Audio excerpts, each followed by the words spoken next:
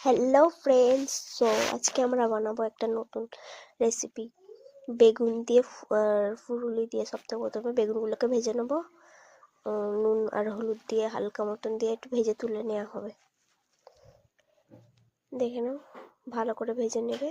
ভেজে নিয়ে ফের তেল দিয়ে তারপরে এবার কাঁচা জিরা লঙ্কা পেঁয়াজ কুচি দিয়ে দেবে, দিয়ে আদা রসুন বাটা পেস্ট, তারপরে এবার লবণ দেবে। দেখো, এবার লবণ দেবে, লবণ দেওয়া হয়ে গেলে এবারে তারপরে হলদি জিরে লঙ্কা গুঁড়ো এইসব দেবে, দিয়ে ভালো করে কষিয়ে নেবে। কষিয়েই যাবে। তারপর একটু জল দিয়ে খানিকক্ষণ তো এটা মানে একটু রেখে দেবে, তারপরে লাস্টের দিকে বেগুনটাকে দেবে। দেখো, একটু করা হয়েছিল, তেল ছেড়েছে। এবারে বেগুনগুলোকে দিয়ে দেবো, ভাজা বেগুনগুলোকে।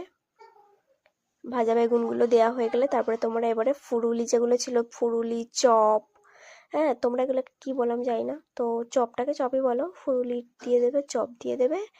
দিয়ে এবারে এটাকে যতক্ষণ না জল টানছে ততক্ষণ পর্যন্ত ওয়েট করবে, তারপরে নামিয়ে নেবে। গাইস, দারুণ টেস্টি, তোমরাও বানিয়ে পারো। টাটা।